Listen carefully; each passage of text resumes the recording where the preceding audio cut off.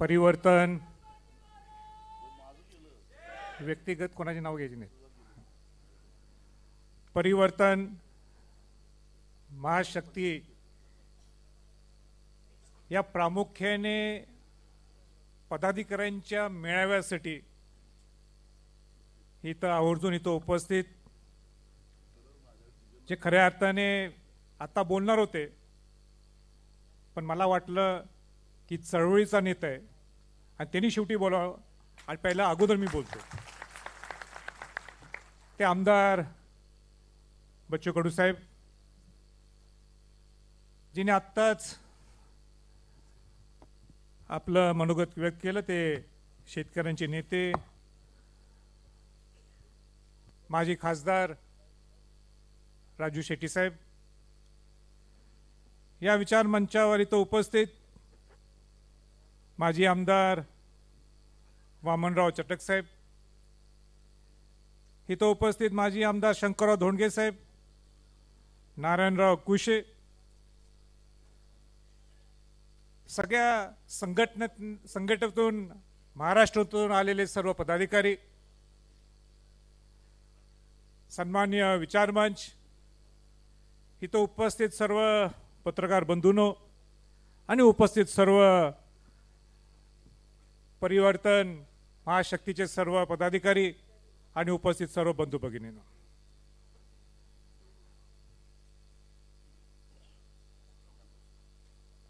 या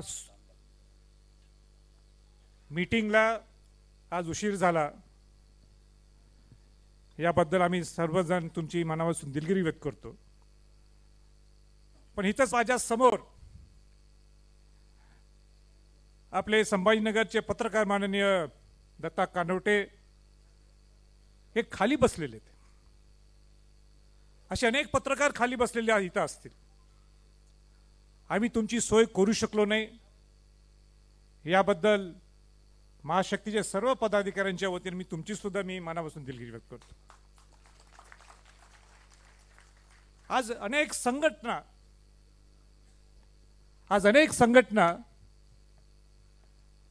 आमची अपेक्षा सुद्धा नव्हती की पहिल्या मीटिंग मध्ये जे 50 अधिक संघटना येऊन इथं आम्हाला सांगतात की आम्ही तुमच्या बरोबर आहोत, आपल्याला खऱ्या अर्थाने परिवर्तन घडवायचंय, महाराष्ट्राला एक वेगळं नेतृत्व इथं आणून द्यायचंय, म्हणून आपण सुद्धा आलात. आम्ही सर्वजण तुमची सुद्धा सोय करू शकलो नसेल. कुठं बसलाय, कशा पद्धतीने आपण बसलाय मलाही कल्पना नाही, पण आपण आलात याबद्दल आपलंही मनापासून सगळ्यांचं स्वागत करतो.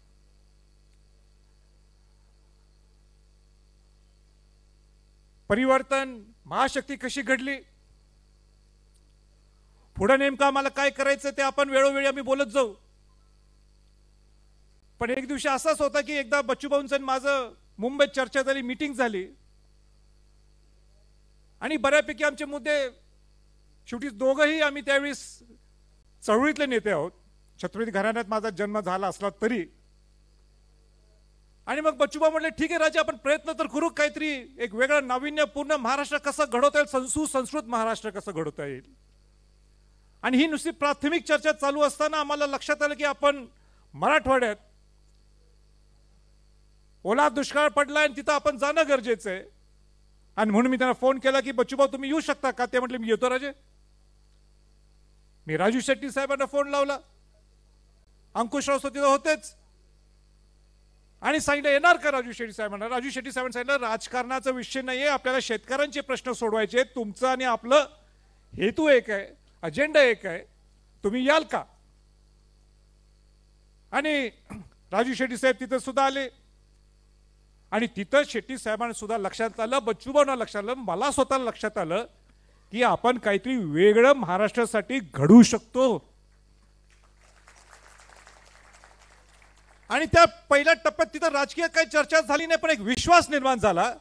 हो, महाराष्ट्र खऱ्या अर्थाने जर शिवाजी महाराज, शाहू फुलेंचा आणि आंबेडकरांचा महाराष्ट्र आपण जर म्हणतो, हे महासंतांचा आपण महाराष्ट्र म्हणतो, तर खऱ्या अर्थाने आपण त्याप्रमाणे चाललोय का, हा प्रश्न आपल्या सर्वांना आहे.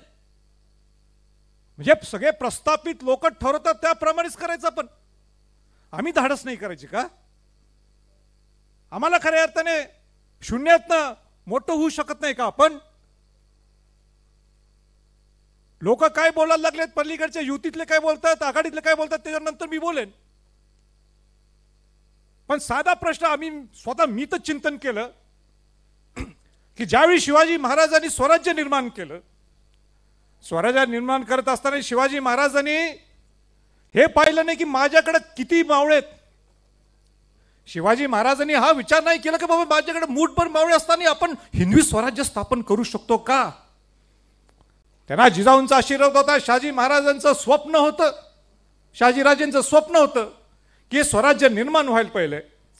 आणि म्हणून एक मराठवाड्यातला सुपुत्र शिवाजी महाराजांनी मोजक्या मावळ्यांना घेऊन तोरणा किल्ला पहिला ताब्यात घेतला आणि मग हिंदवी स्वराज्य 300-350 किल्ले अधिक जिंकून एक वेगळं नाव आज 350 वर्षानंतर सुद्धा आपण शिवाजी महाराजांचं नाव घेऊ. कुठल्या राजाचं घेतलं नाव जात नाही. मग आपण काय घ्यायला शिकायला पाहिजे शिवाजी महाराजांच्याकडून? शिवाजी महाराजांचे हेच शिकायला पाहिजे की खऱ्या अर्थाने नुसतं प्रस्थापितांच्या विरोधात प्रस्थापितांच्या बरोबर राहायचं का आपण? शिवाजी महाराज शहाजीराजे सुद्धा असले असतील, पण शहाजीराजे म्हणजे मला नाही जमलं पण माझ्या मुलांनी करायला पाहिजे. आणि म्हणून त्यावेळी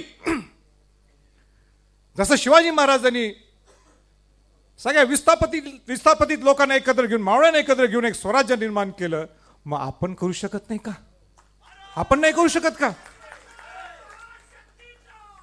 म्हणजे मला बच्चूभाऊ आणि सगळ्या इथल्या विचार मंचातल्या लोकांना सांगायचंय की 1.5 वर्षाच्या अगोदर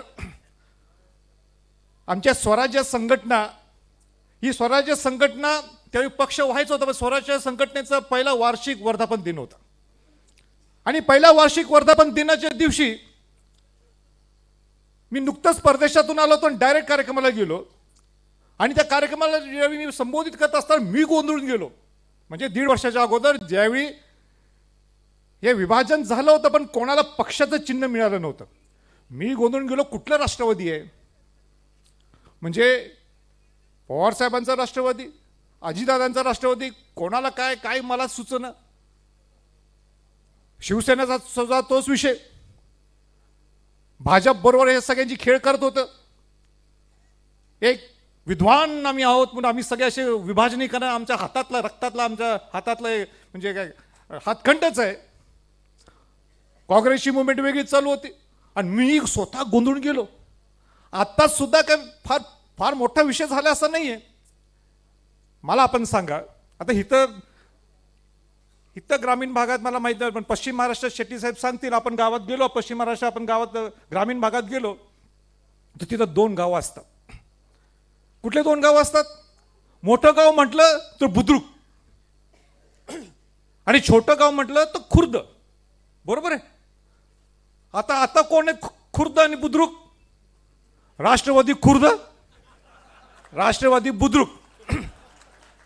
शिवसेना खुर्द, शिवसेना बुद्रुक. आणि काँग्रेस तर सगळ्यात मेन आहे ना, त्याच्यावर मी काय बोलणार.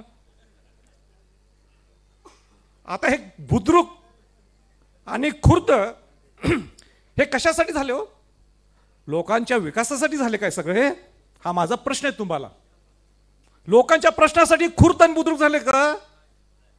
हे झाले स्वतःच्या स्वार्थासाठी, स्वतःच्या सत्ता मिळवण्यासाठी. हे विकासाचा हा प्रश्न आपण या प्रस्थापित लोकांना विचारणं गरजेचं आहे. म्हणजे आयुष्यभर तुम्ही खेळ केला आमच्यावर, 75 वर्ष तेच प्रश्न, त्याच पॉलिसीज.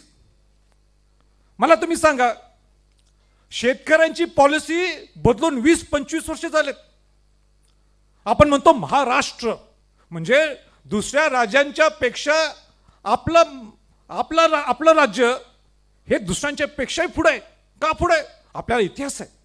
शिवाजी महाराज, शाहू फुले, आंबेडकर, महासंतांचा, संत एकनाथ, ज्या सभागृहात आज आपण इथं आहोत, ज्ञानोबा महाराज, तुकाराम महाराज, एवढा मोठा इतिहास. कुठल्या राज्याला एवढा मोठा इतिहास आहे का? आहे का?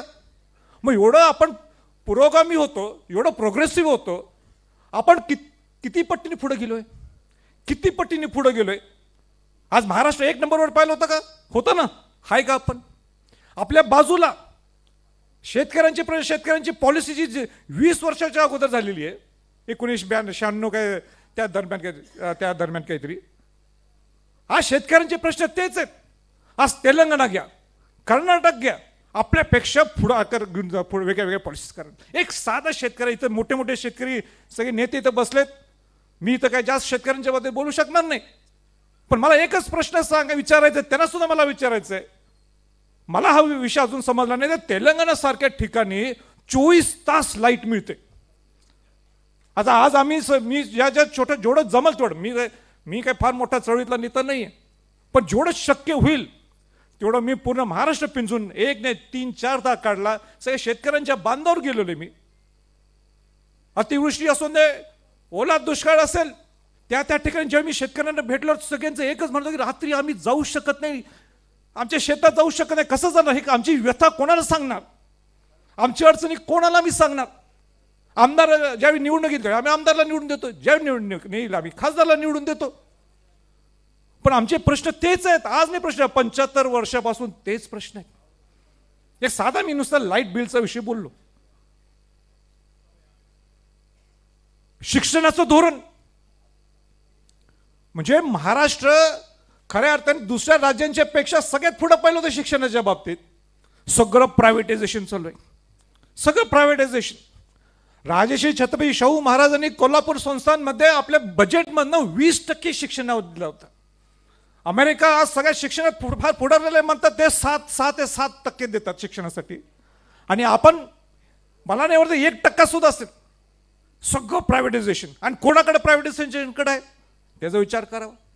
मगाशी राजू शेट्टी साहेबांनी सांगितल्याप्रमाणे जिल्हा परिषद शाळेची काय परिस्थिती आहे, पंचायत समितीची काय परिस्थिती आहे. त्या मध्ये भूमला मी गेलो, ते प्राथमिक आरोग्य केंद्र म्हणजे जे आत्ताचे आरोग्य मंत्री आहेत त्यांचं ते गाव, तिथं भूमला म्हणजे मला मी स्वतःला तिथं थांबू शकत नव्हती, इतकी दुर्गंधी, इतकं घाण. आणि लगेच 2 दिवसानंतर काय परत वेगळी न्यूज. असं नाहीच आहे. इतकं स्वच्छ आमचं प्राथमिक आरोग्य केंद्र, नवीन करून रंगवलं आणि परत व्हिडिओ मॅनेज करून सगळं. गडकोट किल्ल्यांचं, बच्चूभाऊ तुम्ही सुद्धा विशाळगडला असता, पन्हाळ्याला असता, रायगडला असता, आपण आपली कितीदा भेट झालेली. त्या गडकोट किल्ल्यांचं शिवाजी महाराजांचं नाव आपण घ्यायचं. हिंदवी स्वराज्य निर्माण केलं. आपली अस्मिता, आपलं हृदय हे आपले किल्ले आहेत. ह्या 75 वर्षात माझं चॅलेंज आहे, माझं त्यांना आव्हान आहे. तुम्ही काय किल्ल्यांसाठी किती पैसे दिले तर एकदा माझ्या समोर बसून देत, माझ्या समोर डायरेक्ट माझी चॅलेंज आहे. एक शिवनेरी किल्ला सोडला, रायगड किल्ल्याचं संवर्धन जतन सोडलं, ते सुद्धा मी त्यांच्या मागे लागलो. आणि म्हणून या 4-5 वर्षात रायगड किल्ल्याचं संवर्धन जतन चालू, कारण मी त्याचा अध्यक्ष आहे म्हणून. माझी प्रशंसा करायची नाहीये, पण त्या राजधानी रायगड काही नाही हो. 75 वर्षात 1 कोटी रुपये खर्च, नुसता 1 कोटी. काय केलं तुम्ही या 350 गडकोट किल्ल्यांचं? या 350 वर्षात काय म्हटलं, हा 350वा शिवराज्याभिषेक सोहळा आहे शिवाजी महाराजांचा, म्हणून आम्ही 450 कोटी रुपये आपण किल्ल्यांसाठी खर्च करू. सांगून तर तिने किती रुपये गडकोट किल्ल्यांच्यासाठी खर्च केलेत. म्हणजे नुसतं शिवाजी महाराजांचं नाव घ्यायचं आपण, पण ते ज्यांनी शिवाजी महाराज छत्रपती झाले, ज्यांचा राज्याभिषेक सोहळा या रायगड किल्ल्यावर झाला. पहिली राजधानी ही राजगड किल्ले, पुण्याचे गडांचा राजा म्हणजे राजगड. काय केलं होते नी शिवाजी महाराजांनी स्वतः बांधलेला किल्ला आहे. आणि राजकोटला काय झालं बघितलं. राजकोटच्या किल्ल्यामध्ये शिवाजी महाराजांचा पुतळा उभा राहिला नौदलच्या दिनाच्या दिवशी 4 डिसेंबरला. 12 डिसेंबरला माझं पत्र आहे व्यक्तिगत. कोणाला? नरेंद्र मोदींना. आणि मी त्यांना म्हटलं की तुम्ही त्या जो पुतळ्याचं उद्घाटन केलंय, घाई गडबडीने मतासाठी त्या लोकसभेच्या अगोदर तुम्ही ते पुतळ्याचं उद्घाटन करून टाकलं. तो शास्त्रोक्त पद्धतीने पुतळा बांधलेला नाहीये. त्या पुतळा जसा शिवाजी महाराजांना साजेल तसा पुतळा नाही, तो बदला. हे पत्र आहे माझं 12 डिसेंबरला. ह्याच्याबद्दल महाविकास आघाडीच्या लोकांनी बोलले नाही, कोणी बोललं नाही, अंदाज घेतला सगळा. आणि मग आता ठोकाठोकी सुरू केलेली. माझ्या पत्राचा तुम्हाला त्रास होता का उल्लेख घेतला नाही? का उल्लेख घेतला नाही? बरं ते जाहीर पद्धतीने काही लपून ठेवलं नाही, मी पत्र हळूच काढलं काहीतरी. म्हणजे असे अनेक विषय भरपूर बोलू शकतो, पण एक वेगळं महाराष्ट्र घडवण्यासाठी आपलं परिवर्तन महाशक्तीशिवाय पर्याय नाही. अनेक माझा एक विषय माझ्या एक लक्षात आला. 1930च्या दरम्यान या घोड्यांच्या रेसीस असतात, घोड्यांच्या आपल्या रेसिंग घोडं म्हणतो आपण, ते मुंबई पुण्याला असतात तसं परदेशात असतात. तर ते घोड्याच्या पैशावर पैसे लावायचे आणि मग ते शेवटचं घोडं काय असायचं ते केव्हा जिंकणारच नाही. हो, केव्हा जिंकणारच नाही, त्याच्यावर कोण खेळते. आणि मग त्याच्यावर कोण पैसेच लावायचे नाही, ते हारायचंच. मग त्यावेळी काहीतरी असं घडलं, ते शेवटचं घोडं पुढं आलं, एकदम शेवटचं घोडं रेसमध्ये पुढं आलं. म्हणून त्या दिवशीपासून त्याला एक वाक्य तयार झाला, डार्क हॉर्स. काय तयार झालं वाक्य? Dark horse. त्याचं पुस्तक मराठीत लिहिलं आहे, डार्क हॉर्स म्हणून पुस्तक लिहिलेलं आहे. तर आपण डार्क हॉर्स आहोत. म्हणजे लोकांना वाटणार, या महाविकास आघाडी महायुतीतल्या प्रस्थापित लोकांना वाटणार हे कोण आहेत? हे चळवळीतले नेते. ह्यांच्याकडे पैसा आहे, ह्यांच्याकडे धन आहे, ह्यांच्याकडे काय संघटना आहे, ह्यांच्याकडे काय नियोजन आहे. आम्ही 75 वर्ष आम्ही सत्तेत आहोत, एक तर विरोधी बाकावर, किंवा एक तर आपण सत्तेत, किंवा जास्तच खुर्द बुद्रुक, बाकी काही नाही. इकडं तिकडं, तिकडं इकडं, इकडं तिकडं, तिकडं इकडं, खुर्द जायचं बुद्रुक. जर वाटलं बुद्रुकचा कंटाळा आला की जायचं खुर्दमध्ये, खुर्दात कंटाळा आला तर जायचं बुद्रुकमध्ये. आणि हे काय करणार आहेत? हे आणि कुठलं तिसरं नाव कुठलं आहे काय मला सांगा बाबा. माझं मराठी एवढं चांगलं नाहीये. खुर्द, बुद्रुक आणि तिसरं नाव आहे काय शेट्टी साहेब आपलं, म्हणजे ज्याच्यात आपण बसू शकतो? महाशक्ती आपलं नाव आहे, परिवर्तन महाशक्ती आपलं नाव आहे. बरं, हे डार्क हॉर्स म्हणजे काय? लोकांना विश्वास वाटत नाही, टप्प्याटप्प हळूहळू. अरे काय करणार आहेत, काय करणार आहेत? जसं आता महाविकास आघाडी महायुतीला वाटतं काय करणार आहे, कुठे जाणार पुढं, ह्यांची झेप काय? हे टुक टुक टुक टुक तट्टू असतो ना छोटासा घोडा, छोटा घोडा असतो माहिती आहे ना, घोड्यांच्या मध्ये एक छोटा घोडा असतो, तट्टू. आपण तट्टू आहे, टुक टुक टुक टुक टुक टुक. अरे टुक टुक घोडा केव्हा रेसचा घोडा होईल आणि मागणं डार्क हॉर्स होणं पहिला कसा जाईल हे महाशक्ती दाखवणार. कारण का आम्ही स्वच्छ मनाने एकत्र आलोय, स्वच्छ मनाने एकत्र आलोय, परिवर्तन घडवण्यासाठी एकत्र आलोय, महाराष्ट्राला एक वेगळा पर्याय निर्माण करण्यासाठी आपण एकत्र आलोय. महाराष्ट्राला सुसंस्कृत पर्याय, जे खऱ्या अर्थाने शिवाजी महाराज, शाहू फुले आंबेडकरांचा विचार घेऊन जाणारा महाराष्ट्र, ज्याच्यात हे महाशक्ती पुढे आलेले.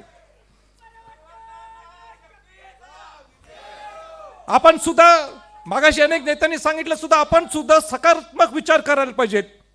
आपण सुद्धा विचार हाच करायला पाहिजे की आपण सत्तेत का येऊ शकत नाही, आपण का येऊ शकत नाही पुढं. त्यांचाच ठेका आहे का सगळ्यांचा? आपण का जाऊ शकत नाही पुढं? आपल्यात काय कमी आहे? आम्ही चळवळीत नुसतं आयुष्यभर चळवळ चळवळ चळवळ करायची, आयुष्यभर शेतकऱ्यांसाठी नुसतं राबायचं, आयुष्यभर नुसतं दिव्यांग लोकांसाठी राबायचं. आम्ही सत्तेत बसून हे प्रश्न सोडू शकत नाहीत. बच्चूभाऊंच्याकडे शिकण्यासारखं आहे. काय असो ते गेले असतील आता ह्या महाविकास काय महायुतीत गेले असतील, पण वेळ प्रसंगी अरे कुठली महायुती, मला लोकांची सेवा करायची आहे, मला लोकांची सेवा करायची आहे, हे नेतृत्व आहे. मला आवडलं. म्हणजे ज्यावेळी एकदा मी गेलो, परभणीला गेलो, आम्ही नांदेडला गेलो, तिथं बघतो तर बच्चूभाऊंचं एवढं लोक, एवढे सामान्य माणूस लोकांना भेटायला बच्चूभाऊ. आता एक मगाशी एक ग्रस्त आलेले, बिचारा साधे कपडे घातला होता, धाडच त्याची बघा ना, बच्चूभाऊ बसला ना जायला पाहिजे, लगेच वर आला. मी म्हटलं ही आम्ही स्वराज्याचं कार्य असं शिस्त असते केव्हा तरी, काय धनी जाधव है ना, असं नाही तसं नाही, इथं काहीच नाही शिस्त, लोकांसाठी बेशिस्त.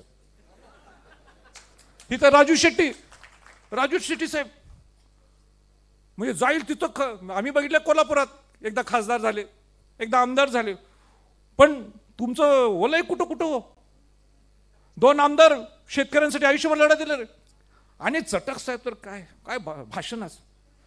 तुम्ही जरा यंग व्हा, प्रवक्ताच व्हायला पाहिजे तुम्ही. आमचा ठोका ठोकीच पाहिजे. आता काय थांबायचं नाही. आता तुम्ही स्वतःला म्हणाल पण मी 50 वर्षाचा आहे आता. आणि सगळे जर आपण एकत्र येऊ, पण तुम्ही विश्वास द्यायला पाहिजे मला. तुम्ही सगळ्यांनी विश्वास द्यायला पाहिजे. तुमच्याशिवाय आम्ही पुढे जाऊ शकत नाही. तुम्ही आम्हाला ताकद द्या. तुम्ही सांगा मला.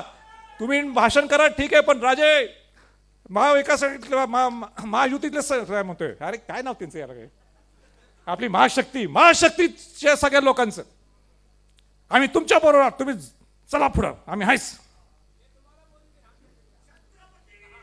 आणि म्हणून भरपूर बोलायचे, अजून आम्हाला निघायचे त्या हॉल सुद्धा. आणि आपण सगळ्यांनी जेवायचं. मला वाटतं जेवणाची सोय सुद्धा सगळ्यांची व्यवस्था केलेली आहे. म्हणून मी आता जास्त काही घेत नाही. पण आपण इथं आलात याबद्दल मी मनापासून आभार व्यक्त करतो. आम्ही पहिल्यांदा थोडंसं प्रयत्न करायला लागलोय. जरा थोडं आमच्याकडे चुकत असेल म्हणजे आम्ही मान सन्मान ठेवले नाहीत. आम्ही सगळे एकजण सारखे आहोत. आम्हाला महाराष्ट्राला खऱ्या अर्थाने जायचं. इथं सामान्य कार्यकर्ता म्हणून आम्हाला इथं जगायचं आहे. आणि म्हणून मी आहे त्या घरात माझा जन्म झाला असेल, पण खऱ्या अर्थाने मोठे लोक हेच सगळे स्वतःच्या आयुष्यात स्वतःच्या कर्तृत्वाने हे मोठे झालेले सगळे मंडळी आहेत. त्यांना सगळ्यांना एकत्र ठेवायचं हे एवढं माझं काम आहे. माझं काम काय फार मोठं नाही आहे. मगाशी तिकडं आणि कोण काय काय बोल, अजिबात बोलायचं नाही. तुम्ही ते अजिबात नाही बोलायचं. माझं काम काय सगळ्यांनी एकत्र ठेवणं. म्हणजे हा मोठा आपला कुटुंबाचा मी प्रमुख नाही आहे. एक मोठ्या या तुमच्या कुटुंबाचा एक तुम्ही मला काहीतरी शब्द द्या, सवंगडी म्हणा किंवा तुम्हाला सगळ्यांनी एकत्र ठेवायचं म्हणा. कारभारी म्हणा, काय शब्द जो चांगला असेल तुम्ही मला शब्द द्या. मला चालतो. पण मला या महाशक्ती खऱ्या अर्थाने परिवर्तन कसं करता येईल या दृष्टिकोनातून माझा प्रयत्न राहील. आणि म्हणून परत सगळ्यांना मी आपण आलात याबद्दल मी मनापासून शुभेच्छा देतो आणि थांबतो. जय जय महाराष्ट्र. एबीपी माझा, उघडा डोळे बघा नीट.